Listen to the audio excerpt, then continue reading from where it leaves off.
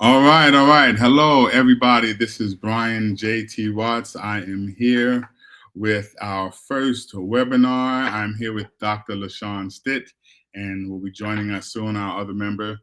But right now, we want to welcome all of you. Thank you for coming out.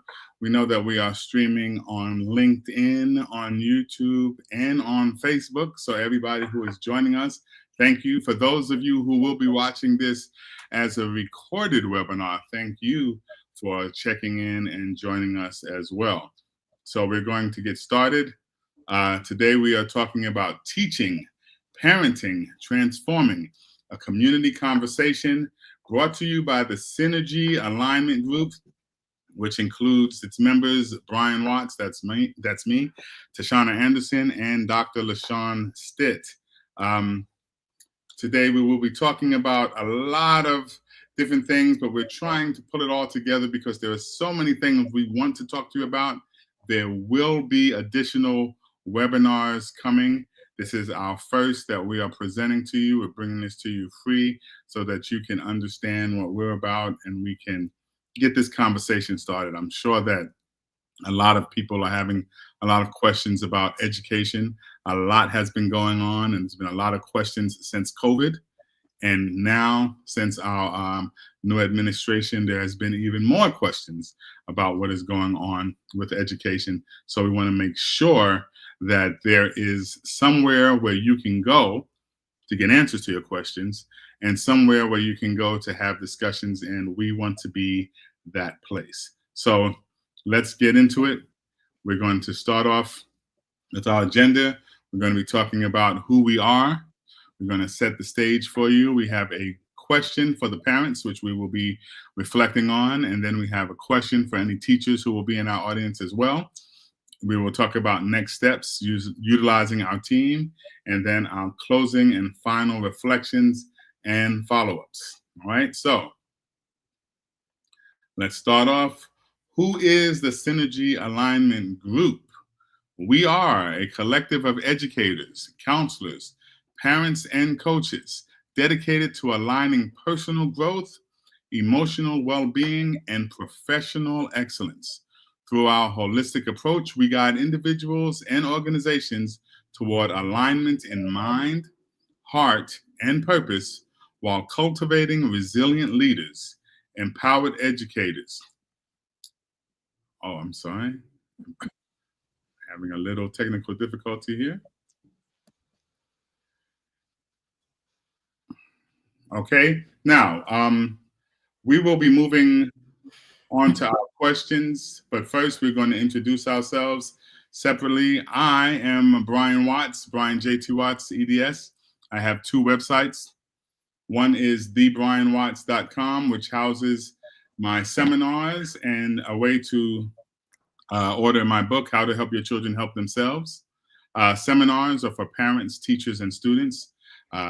We have professional development seminars for teachers, motivational seminars for students, and informational seminars for parents, as well as social emotional learning for all three.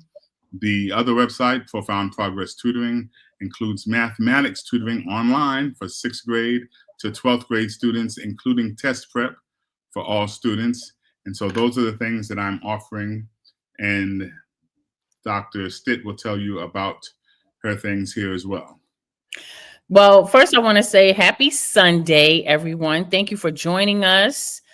This is very exciting. It's a very exciting time for all of us because we have collectively joined forces to bring you a powerful team with lots of experience and lots of expertise and lots of things to say about education. As Brian mentioned earlier, I am Dr. Lashaune Stitt, and I am the disruptive visionary. My slide just basically just encompasses all that I have done and all that I continue to do. I use my voice in spaces and places where other folks haven't found their voice, and so I try to use my platform and my positionality as one who represents the underserved and often the unheard. So I am a 20, oh my gosh, I'm going into 20, this is finishing up 26 years in education on the whole. Started out as a classroom teacher in my beloved Harlem, New York. I'm also an author. I'm a speaker, and as you can see, I am a coach. I have coached new school founders as well as educational entrepreneurs through various platforms. And I have been called a cultural curator. What does that mean? Well, that's really someone who comes in and creates a community of love and a community where everyone feels welcome and where it is a culture that's basically developed in your learning environment where all parties involved, student, teacher, parent and caregiver, administrator, external stakeholders, where everyone is engaged and everyone is involved.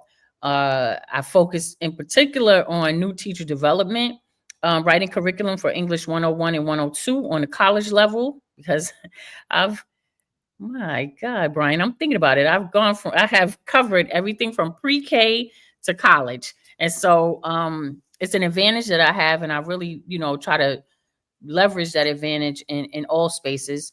And I also do work specifically for women in radical self-care workshops and taking care of ourselves as mamas, as classroom teachers, as leaders, whatever the case may be. Sometimes we have to do that.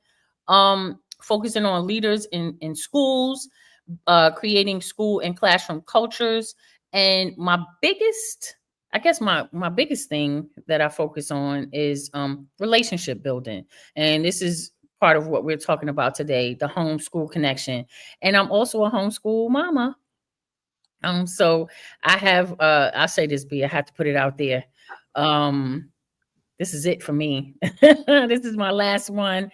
I've been in this game for as a parent over 30 years. That's all I'm going to say. And so, just briefly, I'm a disruptor. Like I said, my life's work basically sits at the intersection of equity, education, and spiritual alignment. And that is from experience as a classroom teacher, leader, and all the various roles that I've been in. I was a founding school member of Urban Assembly Academy of History and Citizenship in the Bronx.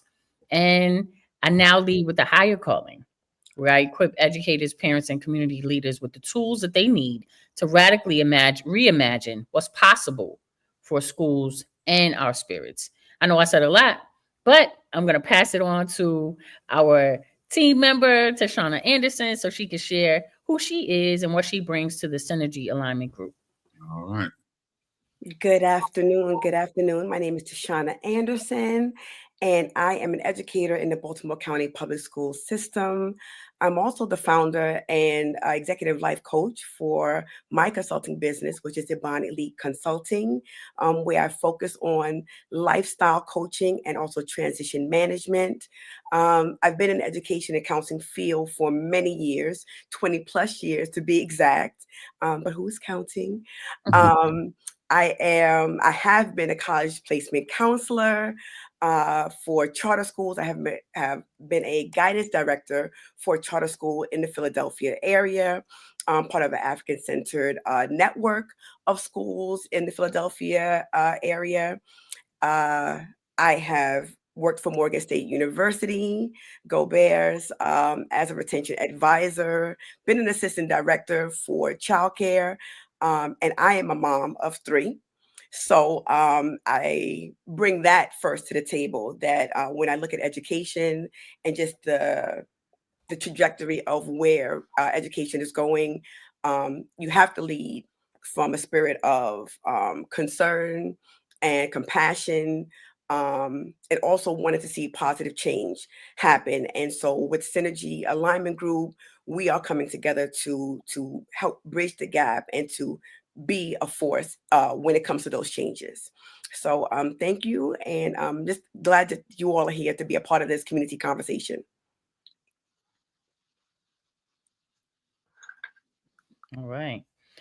So this is me. As I alluded to earlier, we're I have to put it in a way where it's easy for us to really understand our roles as parents and educators, teachers, caregivers, how whatever label you want to use, the connection is still the same. We are the most impactful and most responsible folks for the young people in class, in whether it's a structured classroom setting, whether it is a homeschool setting, whether it is a learning pod. We are the ones who are responsible. So sometimes, and I mentioned this earlier, as far as taking care of ourselves as mothers, and I'm no offense to you, Brian, but sometimes we can be drained. And I'm looking at the mood meter here, which is a really uh a representation of how our days and how our lives can be. There may be something that takes place that sets us off. I'll use myself as an example earlier. I was feeling a little drained. I went through a range of the of the energy and moods on this visual, but it's important that when we come together as a collective, we're on the same page. We're bringing the same positive energy. We are really in a mood to not only shift things, but to also focus on what's important. And so this visual is here to really represent where we are and how we're coming into those spaces as parents, caregivers, and educators, and how those moods and how that energy shapes your child's educational journey. Mood and energy are extremely important, and it's important to the work that we do, because when you're in a transformative space and you're trying to kind of figure out, what is necessary, what is needed. uh it's important to know, you may be a little sleepy. I'm using myself as an example again. Maybe a little bit sleepy, but we got to bring that energy up. We have to bring that mood up, because you may be talking to a group of teachers, you may be, speaking to an administrator, whatever the case may be, or other parents. There needs to be that positive exchange, right? And also an open mind. I know a lot of times we come in and, as us, and I'm not trying to pull rank or anything, but I guess as a senior parent, I've been through all of this, and I know it's important. Sometimes we come in because of what has happened in our lived experiences. We may come with biases and all those things that kind of play a role in how we interact with each other. So it's important to keep a positive mindset. It's important to bring that good energy, and it's important to keep an open mind for other things that you may not have thought of before. And also, as third bullet, reflection. Reflection is really the first step in transformation. How? Why? Because it makes us be accountable for our actions. It causes us to really think about, what we're doing, as far as, in these spaces. What are we doing to transform what's happening? Are we, are we putting the blame, and I don't want to give too much, but are we putting the blame on others? Are we taking responsibility for what we need to do in our own spaces? And so this is really just setting the stage for what we have to offer as as the Synergy Alignment Group, and how we are coming, and we're hoping that you would want to work with us.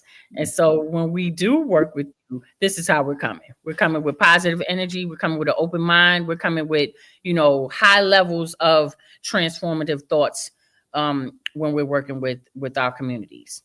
Well, you know what? I wanted to say something about that, about the mood and energy and transformation as well, because as important as everything you said is, it's very important. I think also it's important, if we put the two together, that especially when we're speaking to students, that if we are in somewhat of a bad mood or a low energy mood, that sometimes, even if that mood is being shown, that we allow the transformation to be shown as well. So the students not only get the best from us, but they see that we're human, and they see that even in our bad mood, we're going to do what we need to do, and we're going to push for the best. Yes, students, I am tired today, but I need to give you my best. So I'm going to put on a better mood, and I'm going to put myself in a better situation so that I can do for you what I need to do. Those are the kind of things that they learn that's not academic, but they start to realize, oh, Right. bad mood isn't an excuse not to get your work done. Bad Right. mood is not an excuse to act a certain way. These are the kind of things that we need, because when they see that, they realize that I don't have an excuse now to not do what I'm supposed to do. My mood should not dictate how other people have to act now just because I'm in a bad mood. And I think when they see those things from their teacher, because their teachers usually, especially in those young grades, who they pay a lot of attention to, they start to realize, oh, you know what? I'm in charge of my mood. I can change my mood. I can do things about my mood. I can be transformative even as a young person. And then they start to realize, okay, this is something that I control and I can do something about it. I like that, B. Thanks for adding that in. And the add-on that I would want to just chime in on is I had the very fortunate opportunity to work with 4-year-olds this year. So when you talk about our preschool babies, we are really honestly setting the foundation for them. You're talking about my babies were literally born during COVID, right? Right. And so you're talking about socialization, them being able to develop like what was happening in the home prior to them coming to us. And so we have really transformed, help our babies transform from August to now. And we see the growth. And we talk about mood and energy and helping them to cope with their feelings. You talk about children that were isolated for such a long time. I remember one parent coming to me and said, listen, the first time my child saw a group, a mass group of people, it was in Costco's. And it was too much. It was overstimulation for a child that had never been around just only their family or their siblings or Mhm. immediate family during that time. So Mhm. I can see that in my children. You know, if they're in a space that seems overwhelming, it's overstimulation, right? So then as Mhm. a educator and as a support person in the room, you really have to tap into the children and their feelings. Where are Mhm. they at? You have to, and every day is different. Literally, as a teacher, you know, every day is different. But when I walk in the door with a smile on my face, and I call my children my crunch berries, right? Bouncing off the Captain Crunch cereal. But when I come in and they hear Miss Andrews say, "Hi, good morning, my crunch berries," and they say it back to me, right? And they may call Mhm. me Mama Crunchberry, or they may say I'm President Crunchberry. But that feeling of love, no matter what energy that child comes to the table with, I am there. I'm meeting you where you're at, and I'm going to love on you, and I'm going to Yeah. guide you. And equally so, their parents are aware that that's how we do in that classroom setting. It doesn't matter what happened before I walked in the door. When I step in to educate and to support and to guide, that's how we have to be there and be ready in all capacities for our children when we look at mood and energy, right? Because That's we are there to help transform them.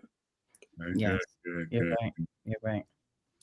So to our parents, if there was one thing you wish you knew before your child started school, what would that be?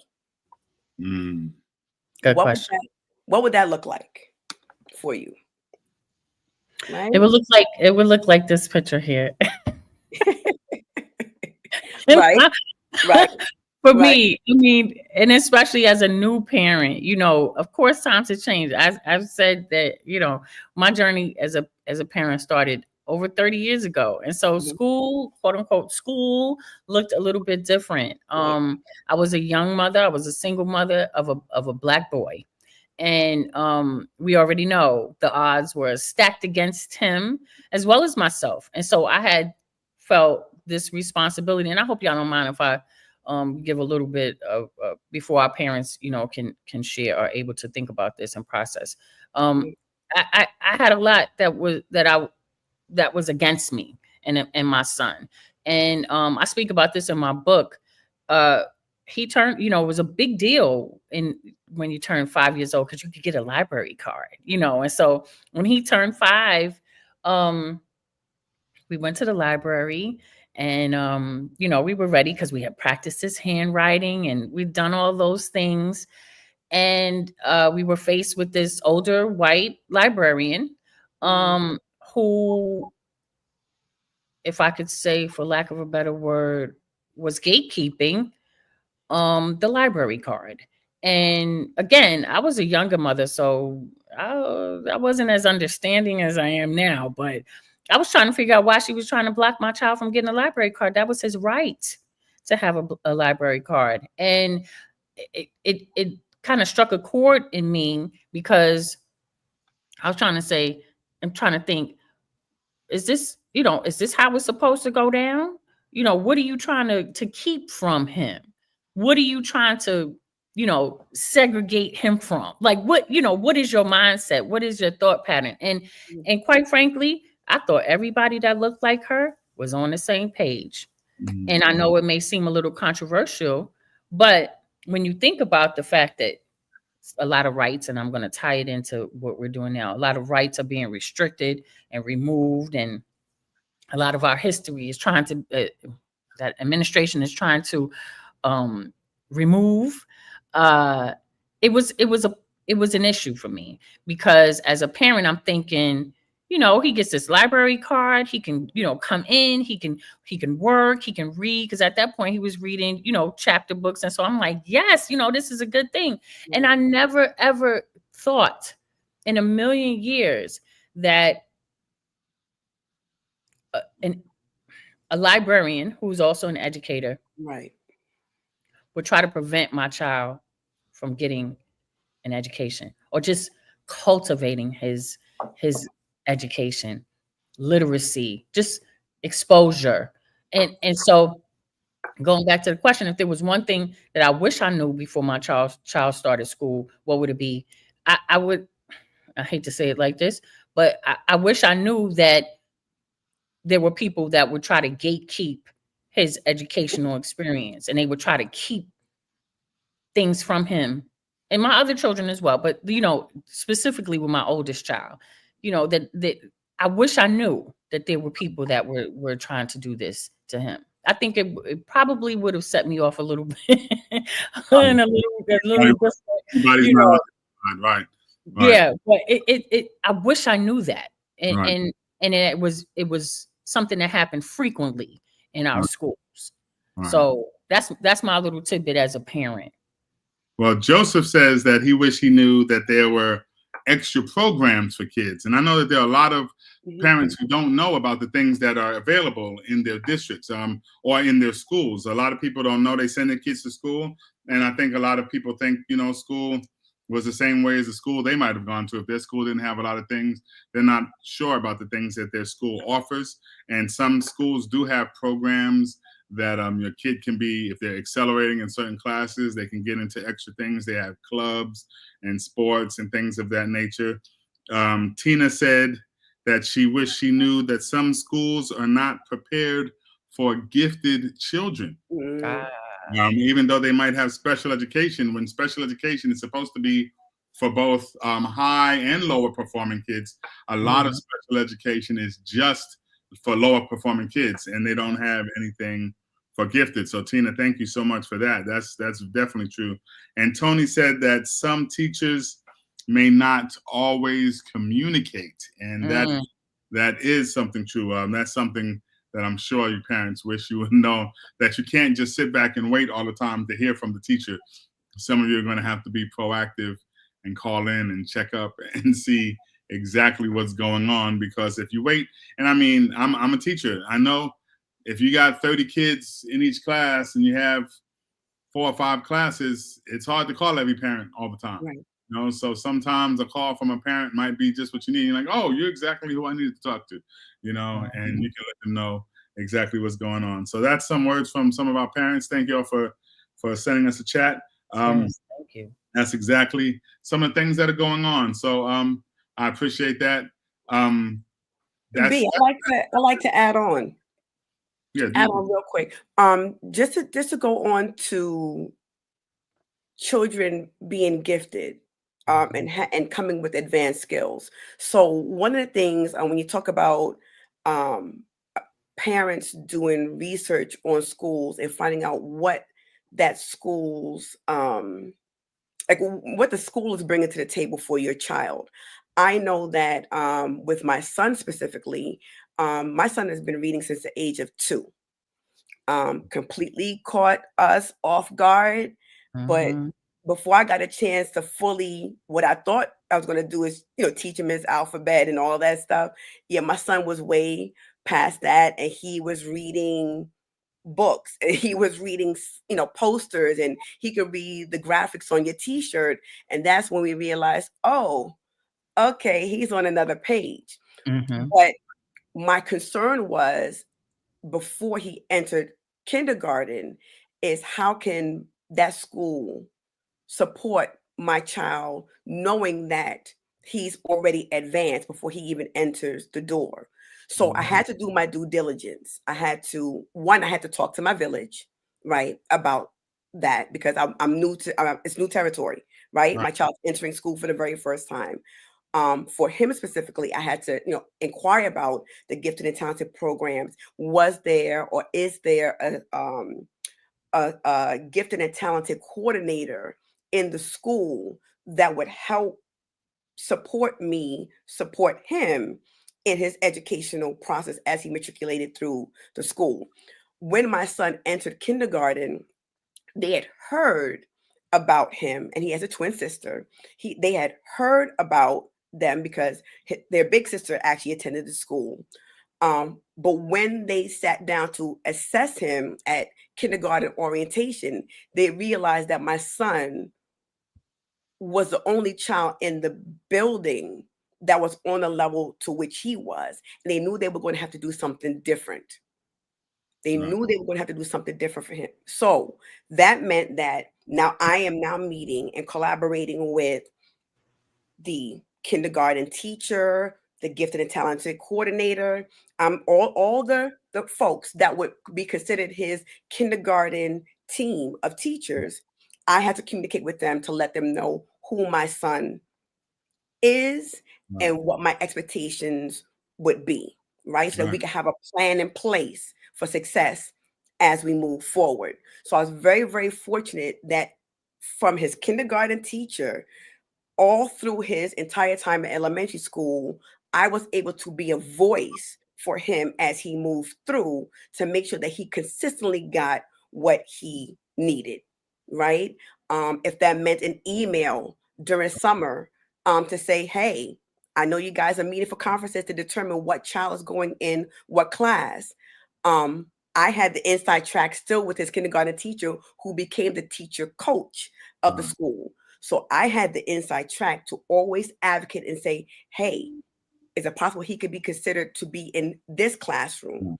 for the upcoming school year? And so that is how we move through, you know. But these are the things that we have to be aware of as parents, that, sometimes we have to step out and be advocates and use our voices for our children to make sure that the school is aware that you are a parent that is involved and you Right. want to be a part, an intricate part of your child's educational journey from Right. elementary on up.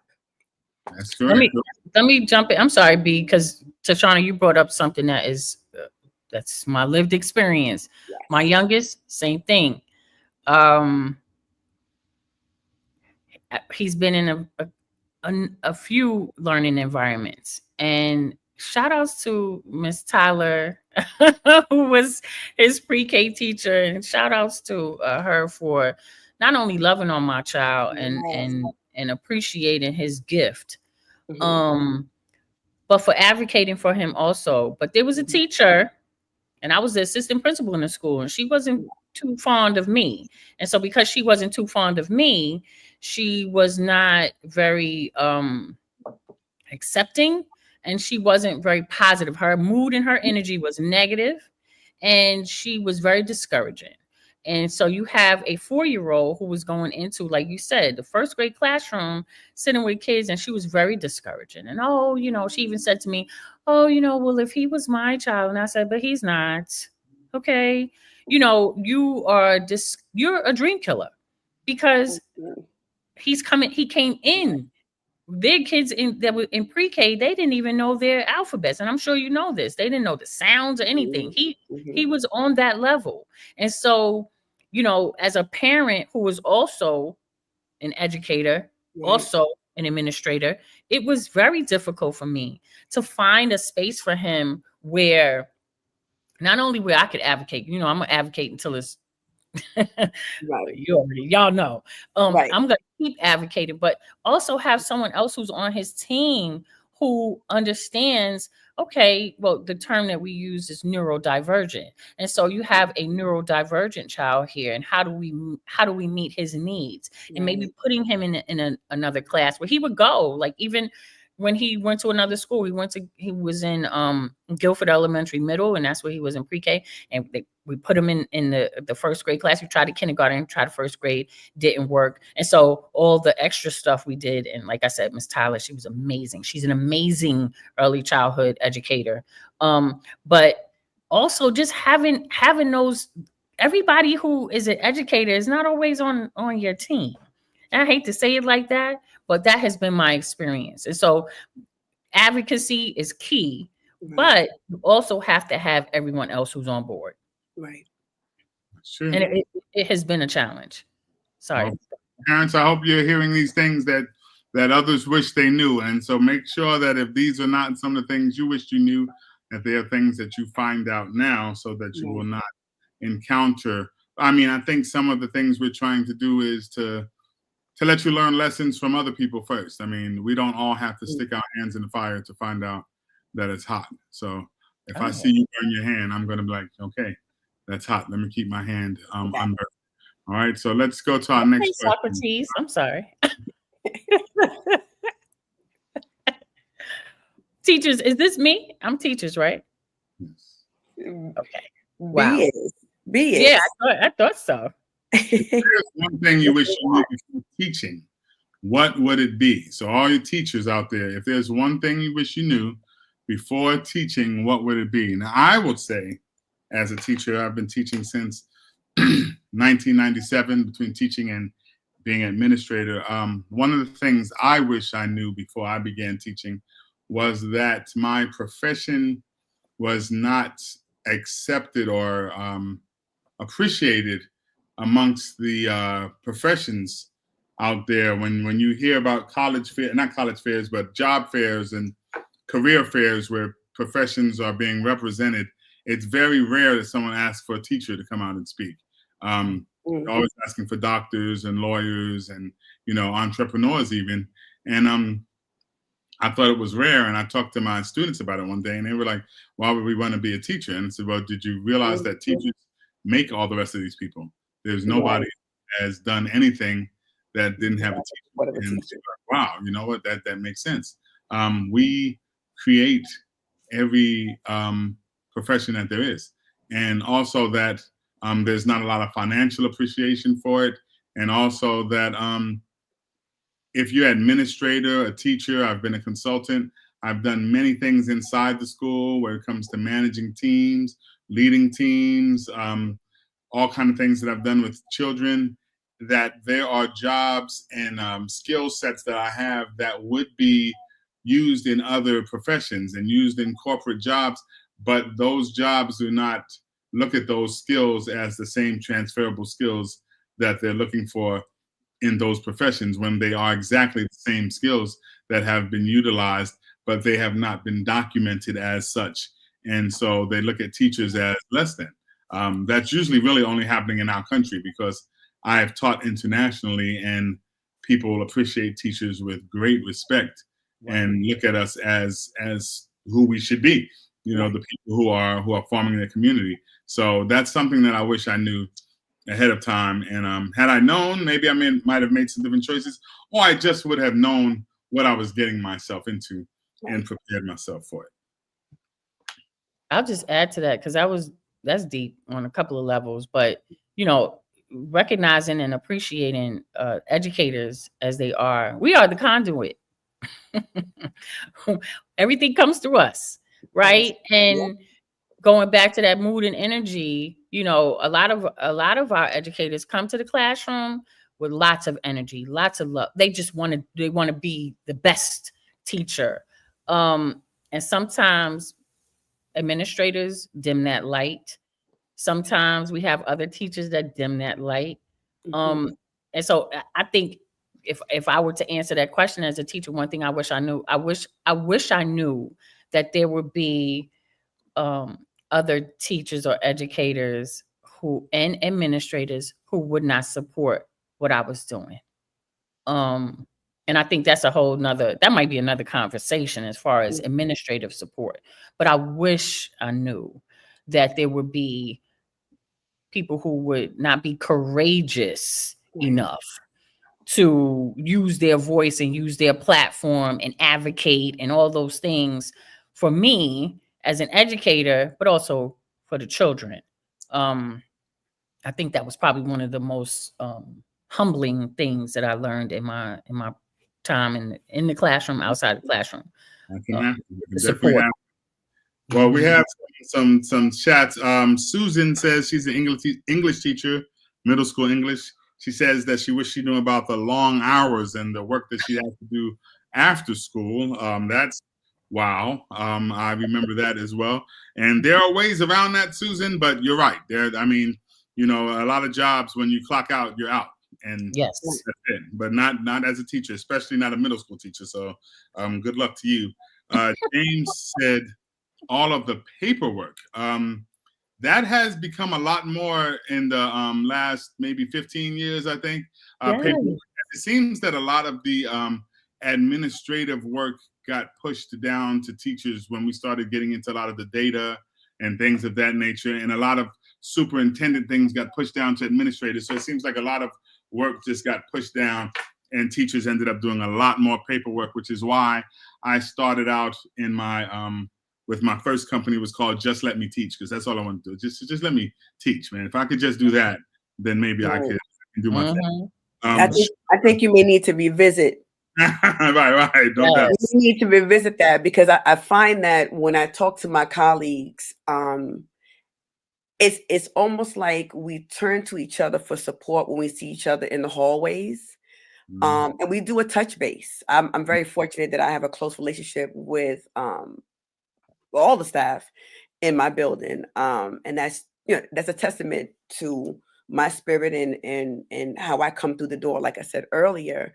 But when I do that touch base, I find that what I'm hearing more often is teachers are worn out from the data collection, the Mhm. assessments, and then Mhm. the testing, and Mhm. then the small group Mhm. pulling Right, that you can't really do because you don't have an extra support person in your room to tackle the other things that need to be addressed because the pressure of you to try to accomplish all this other stuff that has been piled on you is too much. And so though Susan is saying, yeah, the hours, teachers don't, they really feasibly cannot just clock out no, you don't clock at out. the You end stay of up the day. Like in your head, you're like, I'm getting off at 3:45 and I'm out. When you leave out, your brain literally can't switch off because you're processing all the things that you need to tackle, right, but then you're trying to separate your family right, routine that you need to get into, but you're trying to still do the data and then never mind, like, you haven't even marked any papers as of yet, and you haven't correlated their right, portfolios to show their work for parent teacher conference to show evidence of learning. So it's a lot. right. It's a It lot. definitely So is. when we do this, and we talk to, and teachers, we hear you. We Right, we hear you. Um, and I'm that person that will walk up to a colleague and just put my hand on their shoulder and say, I see you. right, I feel your energy. I know it's a lot, but we're gonna keep pushing through because that's what we do. That's what we do. That we do what needs to be done, as taxing as it may be. And I think when you're dealing with true educators who are genuine and are true to the game and are authentic, they just understand that that's just the mode that they go into to make it happen. And I always applaud teachers who do that above and beyond day in and day out, because this piece up against the climate of where we're at in education just overall, it's a lot. It is a lot. But we make it happen the best we can. That's true. That's true. Well, we got Shauna here who says that she wish she knew about the adjustments that she needs to make with new curriculum and new curriculum tools and things of that nature. And that's happening more often than not because technology is advancing so quickly. And, you know, when we were young, we had a lot more in common with the teachers we had because technology was moving so slowly then that we were a lot more like them than we are like our kids now because stuff is so fast. I mean, you know, we had the same telephone that our teachers had. Our kids are not going to have the same telephone. Right, exactly. Rotary and push button, maybe. Okay, Tiffany. Now, Tiffany's is really one that's going to get me. And Tiffany, I feel you. She said she wished she knew that burnout was real. And I'm going to tell you, Tiffany, as a consultant and a professional public speaker, I do a seminar on teacher trauma. And believe me, it is definitely real. I feel you. It's something that teachers definitely need to know about beforehand so that they can prepare and keep themselves from burnout. And it's really sad to see, as Dr. Stitt said earlier, you see teachers come in with this high energy, and for years, maybe the high energy for 4 and 5 years, and it's just on top of everything. And then you see things happen, and this teacher starts to go down, and there's not a lot of support.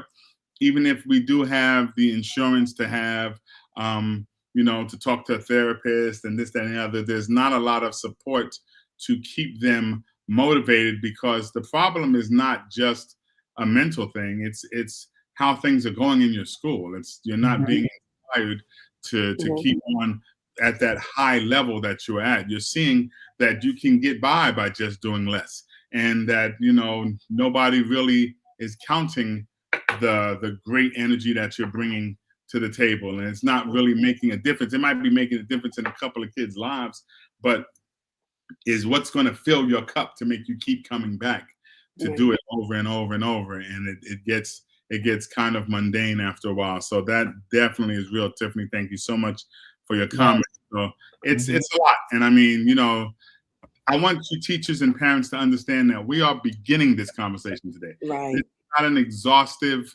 webinar. We are starting the conversation today, and we want you to become a person who logs in and talks to us at the Synergy Alignment Group and tries to stay with us as we go through these different things that we're talking about. So you can hear what we have to say. You can talk to us as alignment coaches and people who can talk you through different things.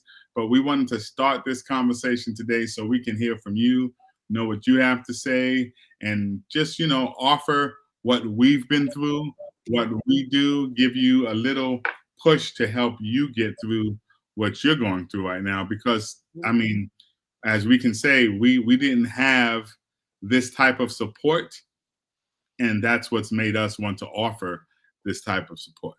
I love that. Yep. Well, addressing the disconnect. First of all, thank you all for sharing your questions, your responses, and your concerns. There's a lot that came out of that, and there's a lot to unpack. But when you look at, the disconnect that occurs, it really has to do a lot with the communication, the level of communication. And I say this for a couple of reasons.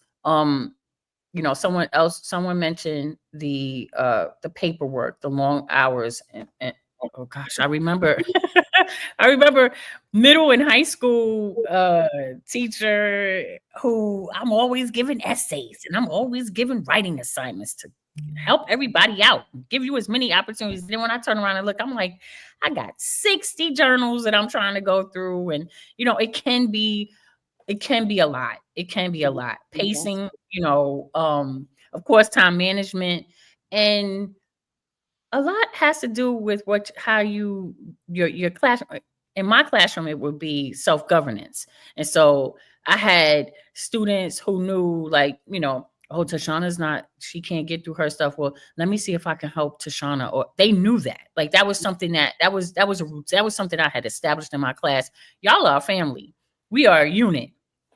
And so when you know someone in your family is struggling and they're, having a hard time, you need to look out for your people. And so these are things that I did when I was in the classroom, and even as an administrator, explaining to my teachers, you have to build up their capacity, Right. especially when you're dealing with the older children. Younger ones is a little bit different, but you have to build up their capacity for not only you know being in a cooperative setting, being in a collaborative setting, but also being responsible for your own stuff. Right. Okay, so you have that accountability, but I get the paperwork. I mean, I know that's a struggle, and I know it is increasing. And Mhm. if I could appeal to any of these wonderful people who are in spaces where they're making these decisions, stop it, just stop, Right. because Right. it is just too much. It's Right. not, and I'm not, and again, Tashana, I'm not just talking about for the teachers. I'm talking about for the children. Mhm. Parents are stressing because their children are stressing. It's a cycle, and it Yep. needs to stop. Mhm. Okay. Yes, we need data, but a lot of times when you're looking at data, and again, Brian, I know you're going to chime in because this is your thing. Sometimes data does not give you a clear picture of what's happening. Right.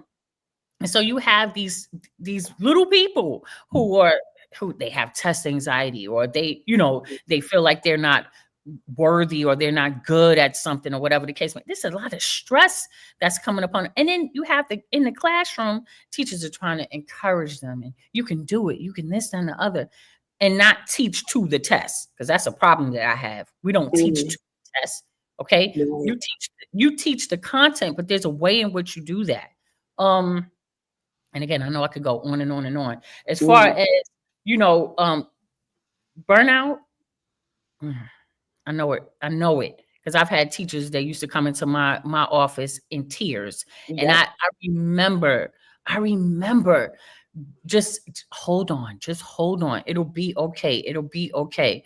But when you have an environment where, one administrator is the nurturer, and, the one who wants to support and uplift, and you have another administrator who's just like, we only worried about the numbers, that's a Right. clash. It, it- Right. it's not going to work. It's not Nope. going to work at all. And it feeds into the community, the school community, the learning community. Right. And then I would just say, as far as like all of these things, combining them together, we have to build partnership. That communication is key. So as a teacher, as an educator, there's a distinct difference for me. But as an educator, there are benchmarks. I know for myself, I would reach out to my parents in the beginning. Here's my intro letter. This is what I do. This is how you get in contact with me. If there's something I need to know about your child specifically, please reach out to me, because I'm Right. setting the stage for this interaction, but also for this relationship to take place.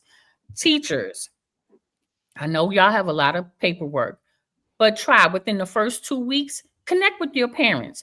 Have a little, besides that whole back to school, because that's crazy in itself, and you never really get the time. You maybe get a little snapshot, a little snippet of what's happening with the teacher in the classroom and so forth. Mhm. Arrange a time with parents where you can have a collect. It could be a coffee and conversation. It could be anything.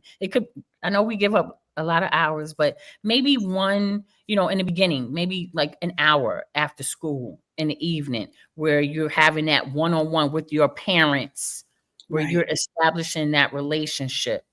Um, and again, the blame, and I know I've had my moments. I'm sure there are plenty of parents who will say the same thing. Even teachers, we blame. It's always the blame game. Oh, you should have did this. You should have did that.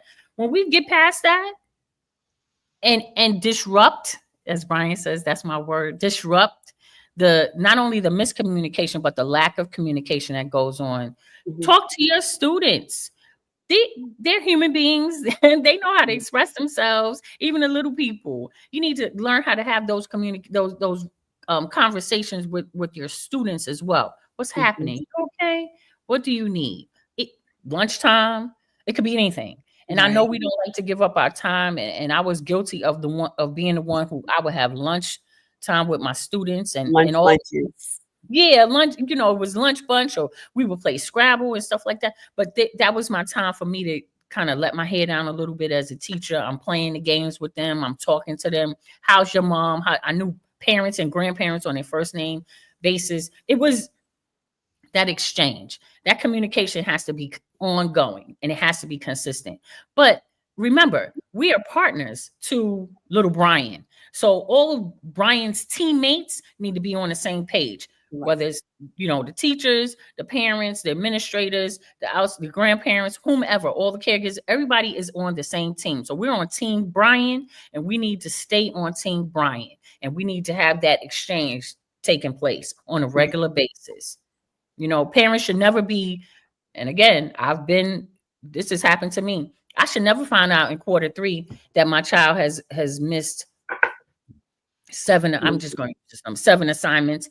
And what happened beforehand when they were doing the beginning of the quarter? Well, why didn't I get this? I didn't know, because parents, look, we have a life as well. And so I'm not going online and looking up every day what such and such needs and what such and such. And I'm guilty of it. And I'm sure there are plenty of other parents. It's not a blame game. We have to collaborate. We have to be a collective. There's a difference too. There's an age group where there's going to be a gap, and we are that age group right here, the 3 of us.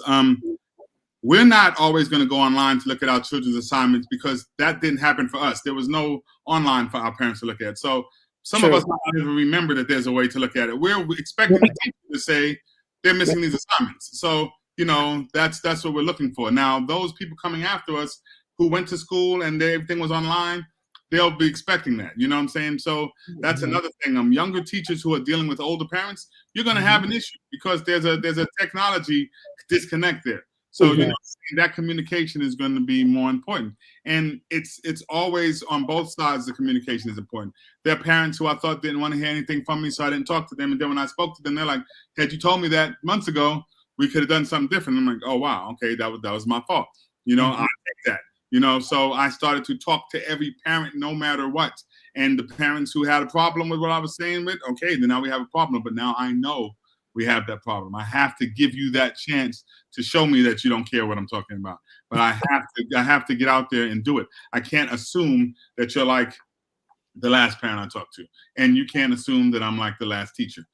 So we all have to get out there and get on there, because there are certain times when we will be able to align, and that will help us transform the school. Some things that are going on in the school, it's not the teacher's fault. It's the way the school runs, and the school won't change because we won't get together. So if the teachers and the parents can come together, then the administration can see, oh, this is something we need to change in the school. Right. The school will transform because we're the community. Okay, we're who you're working for. So as long as we can get together and your children see we are on the same page, it'll be just like in your home. Your children can't play one parent against each other when they see the parents are on the same page. So when the teacher and the parent gets on the same page, it's unstoppable. And there's nothing that can't be done to educate that child, because that is the priority and that is the goal. So let's get on that. I mean, there's so many times when we just say, oh, that's a bad teacher, oh, that's a bad parent. Truthfully, no child should be hearing anything bad about their teacher from their parent, and no child should be hearing anything bad about their parent from their teacher. This child has no business hearing any of that stuff. These discussions should be between us, and we should be trying our best to understand each other so that we can give this child everything they need. Right. I like that. Yeah, that's a good one, B. That's a really good one. Okay. So as we wrap up, and I don't know how this time got away from us so quickly, but right. Any teacher who's in here knows that because you don't get a lot of time to talk to each other, that once you start talking to each other about anything that has to do with education, if you start to talk, it's going to be on. So that's what's happening. Okay? But these are the things that we wanted to discuss with you. We want you to join our mailing list. We are putting it in the chat again, and I'll go back to the pages to show you everybody's email, but our email address as well. We can give, can somebody give the email address? I got it. I got you. I got you. And our mailing list, so you can request a workshop for your team, whether you get to just one of us or you get to each of us together as one, as the Synergy Alignment Group, or to each one of us, synergyalignment3@gmail.com. You can just schedule a call. You can follow us on our separate socials and tell a friend. You can check this out. This is being streamed on my not Instagram, LinkedIn, on my YouTube channel, and on my Facebook page. So we will make this available, this recording as well. And once again, that email is synergyalignment3@gmail.com. I will go back right quick to each one of our slides so you can see where we can be reached at dbrianwatts.com or profoundprogresstutoring.com. For Tashana, it's where's the website? Consulting.com. Yep. Then the disruptivevisionary.org, and get that book, Becoming a Disruptive Visionary. So each one of us, I want to thank my two fabulous, beautiful presenters with me today, Dr. Lashaune Stitt and Tashana Anderson. I'm definitely always glad to be in their presence and working with them, and glad that all of you could come out, all of you who did send us comments and responses. Thank you so much. We are going to be doing more of these in the future. We want you to join in with us. Synergy Alignment is here to disrupt the status quo and to really get our children educated. That is our goal. Nothing else but to make sure that our children receive the education that they need to survive in the world that is here and the world that is coming. That they deserve. That they deserve. Exactly. Yep. That they deserve. And it doesn't make a difference what setting it's in. Right. They deserve it. Right. One of your final comments, Dr. Stitt? Wow, I'm just so thankful again to be in a space where we can have these conversations with Brian JT Watts, who I've known for a very long time. We won't go into how long. And Tashana Anderson, who is my family. We, this is, even though we are in our professional settings and in our professional spaces, we have a connection that is unmatched. We're bringing a lot of experience, a lot of expertise, and we hope that you take advantage of that opportunity to work with us as a collective, whether it's as an individual teacher, your group of teachers, a professional development session, if there are any administrators on here. We have the capacity to accommodate a lot because of our experience. So thank you again for allowing us to speak to you today, and I'll pass it to Tashana. Once again, I just want to say thank you all for being a part of this community conversation. It's needed. It's needed. It's needed. And we are committing to this movement. This is what's happening right now is definitely a movement. You could have been anywhere today on this beautiful Sunday, because Lord knows we just needed some sunshine. We were craving sunshine for a minute. But here we are, and we're thankful to be able to do this, and we're excited for what's in store for us as a group, but also just being an overall support for the community at large. So thank you all, and we look forward to seeing you on the next webinar. Okay, well, that's it for all of us. We're going to sign out. Thank you so much, and we'll hope to hear from all of you soon. Have a great Thank you.